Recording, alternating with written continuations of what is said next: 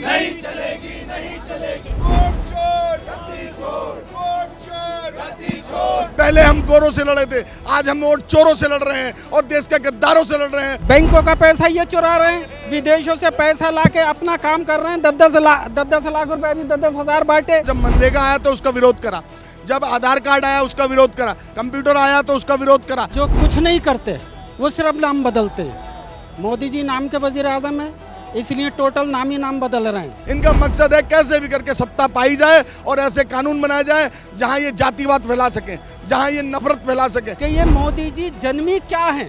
क्या ये दोनों जौरा भोरा क्रिमिनल नहीं है? और अगर ये क्रिमिनल हैं तो सच नहीं बोलेंगे। एक एक जगह 22-22, 33-33 से 100 जन एक एक फोटो और एक ही वोट आ रहे हैं, तो क्या ये संविधान के खिलाफ नहीं है? हर चीज का नाम बदल रहे हैं, हर चीज बेच रहे हैं और कह रहे हैं हम ईमानदार हैं। हर चोर यही कहता है अगले को पकड़ो वो चोर है। दिल्ली में एक बार फिर से जो है कांग्रेस ने बीजेपी के ऊपर हल्का बोलते हुए नजर आ रही है और यहाँ पर आप देखेंगे कि यहाँ पर उनके कार्यकर्ता यहाँ पर रोष में नजर आ रहे हैं, क्योंकि उनकी जो मांग है वो है कि मनरेगा का नाम जो अब बदला जा रहा है उसको लेकर ये प्रदर्शन हो रहा है। सीधे इनसे बात कर लेते हैं कि क्या इनका कहना है। सर क्या कहेंगे, मनरेगा का नाम जो चेंज करके एक बार ये जो दोबारा से नाम चेंज का सिलसिला शुरू हुआ है उसको लेकर आप क्या कहेंगे? सर ये नाम लेगा बेवकूफ़ बनाने वाली बातें और कुछ नहीं है, ये मुद्दों को दबाने वाली बातें हैं।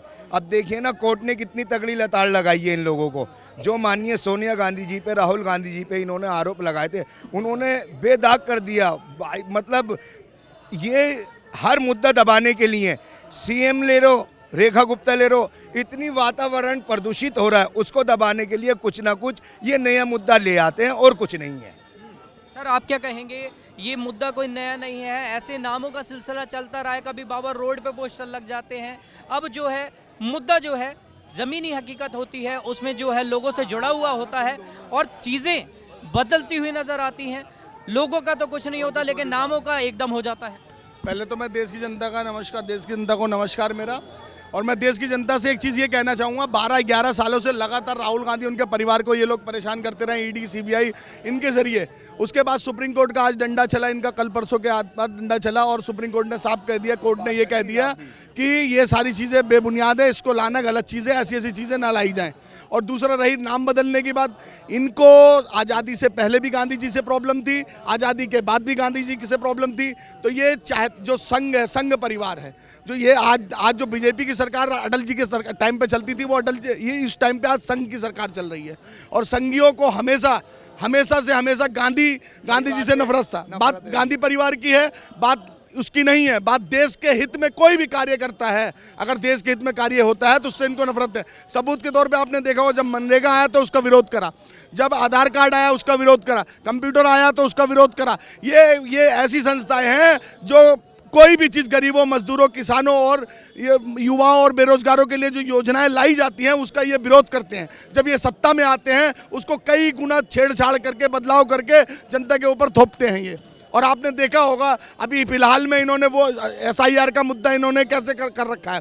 एक एक जगह 22-22, 33-33 से 100 जन एक एक फोटो और एक ही वोट आ रहे हैं, तो क्या ये संविधान के खिलाफ नहीं है? कि हम पहले तो प्रधान चुनेंगे, प्रधान के बाद निगम पार्षद, निगम पार्षद MLA के बाद MP, यहाँ तक कि राष्ट्रपति तक का चुनाव हमारे वोटों से तय होता है कि हम किसको चुनते हैं। लेकिन ये उस अधिकार को, जनता के उस अधिकार को खत्म करना चाहते हैं जिससे संविधान की नींव रखे, और संविधान जिसकी वजह से हम सबको हर चीज़ की आज़ादी, रहने की धार्मिक आज़ादी हर चीज़ की मिलती है, उसको ये खत्म करना चाहते हैं। इनका मकसद है कैसे भी करके सत्ता पाई जाए और ऐसे कानून बनाए जाए जहाँ ये जातिवाद फैला सकें, जहाँ ये नफरत फैला सकें। संविधान का मकसद है सभी धर्मों को लेकर चलना, संविधान का मकसद है सबको इंसाफ, संविधान का मकसद है महिलाओं के साथ सशक्तिकरण से खड़ा होना और महिलाओं को इंसाफ मिलना। महिलाओं की बात आती है, नीतीश भी आज बुर्का हटा के उनको देखते हुए नजर आए। आप क्या कहते हैं उस पे, ये जो चीजें चलती हुई आ रही है? ये नीतीश कुमार ने जो करा ये कोई नई बात नहीं है। संघ परिवार के कई, मैं 100 से भी ज्यादा नेताओं के नाम गिनवा सकता हूँ जो महिलाओं पे अत्याचार करते हुए विलुप्त पाए गए हैं। देश के अंदर इनकी जो घटनाएं होती हैं वो महिलाओं के विरुद्ध होती है, बहन बेटियों के विरुद्ध होती है, और देश को सबसे ज्यादा नुकसान पहुंचाने वाला ये संघ है। और संघ ने ये आजादी का विरोध भी करा था, जब आज़ादी का टाइम था, अंग्रेजों से हम लड़ रहे थे। तो मैं इसलिए कहता हूं, जहां तक मेरी आवाज़ जा रही है, पूरे देश को एक मैसेज देना चाहता हूं कि पहले हम गोरों से लड़े थे, आज हम वोट चोरों से लड़ रहे हैं और देश के गद्दारों से लड़ रहे हैं। देखिए मोहतरम, जो कुछ नहीं करते वो सिर्फ नाम बदलते हैं। मोदी जी नाम के वज़ीर आज़म हैं, इसलिए टोटल नाम ही नाम बदल रहे हैं। और ये उस नस्ल पे, उस ख़ानदान पे, जननायक पे चोरी का इल्ज़ाम लगा रहे हैं जिसके पुरखों ने अपनी खून पसीने की कमाई हज़ारों करोड़ की जायदादें मुल्क के नाम कर दी और वो बेघर हैं। उसकी दादी जिन्होंने अपने जेवरात जो उनके मांग के सिंदूर थे वो भी बेच के मुल्क के नाम कर दिए। ये वो लोग हैं जिन्होंने अपनी 5 नस्लें मुल्क के नाम कुर्बान कर दी। आज एक चोर आया और उनको चोर बताया। ये तो जनता को समझना चाहिए कि ये मोदी जी जन्मी क्या हैं। क्या ये दोनों जौरा भौरा क्रिमिनल नहीं है? और अगर ये क्रिमिनल हैं तो सच नहीं बोलेंगे। हर चीज़ का नाम बदल रहे हैं, हर चीज़ बेच रहे हैं और कह रहे हैं हम ईमानदार हैं। हर चोर यही कहता है अगले को पकड़ो वो चोर है। चूँकि ये जन्मी चोर हैं तो ये वोट चोरी ये कर रहे हैं, ज़मीनें चोरी ये कर रहे हैं, जो योजनाओं के काम चोरी ये कर रहे हैं, बैंकों का पैसा ये चुरा रहे हैं, विदेशों से पैसा लाके अपना काम कर रहे हैं। 10-10 लाख रुपए भी 10-10 हज़ार बांटे। ये इन्होंने स्कीम तैयार करी, विदेशों से उधार लिया। ये वो लोग हैं जिन्होंने, इनकी पूरी नस्ल ने, इनके पूरे समाज ने, इनके पूरे संगठन ने इस मुल्क को हमेशा धोखा दिया, झूठ बोले, गद्दारी करी, मुखबरियाँ करी, यहाँ तक के फांसियाँ दिलवाई। आज ये लोग कहते हैं हम ईमानदार हैं, हम सच्चे हैं। भाई इनका पूरा जन्म कुंडली पढ़ो और ये देश को और आप अगर इनकी सच्चाई निकाल लो ना मीडिया वाले, तो मोदी जी किसी ना किसी बाहरी एजेंसी के एजेंट निकलेंगे। ये देश को बेच के बर्बाद करके जा रहे हैं।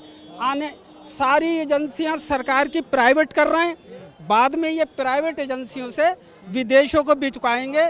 जैसे कभी ईस्ट इंडिया आया था। एजेंट कैसे निकल जाएंगे हमारे देश के? आप उनके वो जो वकील साहब हैं पुराने वाले, वो आरएसएस वाले, वो जिनका दामाद भी यहूदी है, ये इसराइल का, तो आप मोदी जी के इसमें आने से पहले देख लो, इनका टोटल काम यहूदियों के बल पे चलता है, इसराइल के बल पे चलता है। आप इनकी सच्चाई निकाल लो, इसराइली एजेंट निकलेंगे। ये देश आप ढूंढ के देख लो ना। वो जो है नैयर साहब हैं, कौन है वकील जो पुराने हैं, जो मोदी जी को कहते हैं, वो सीनियर हैं या जूनियर हैं? वो जब भी कुछ बोलते हैं उनके लफ्ज़ नहीं खोलते। क्यों नहीं बोलते?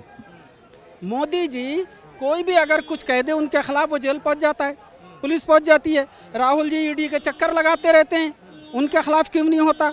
ट्रम्प साहब कह रहे हैं कि वो आपकी अय्याशी की फाइलें मैं निकाल रहा हूँ, उनके खिलाफ क्यों नहीं होता?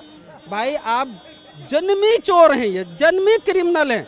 आप इनका इतिहास पढ़ लो। जैसा कि आपने सुना कि लोगों का साफ तौर पर कहना है कि ये जो इस टाइम सियासत चल रही है देश के अंदर, वो कहीं ना कहीं देश को बरगलाने की साजिश है।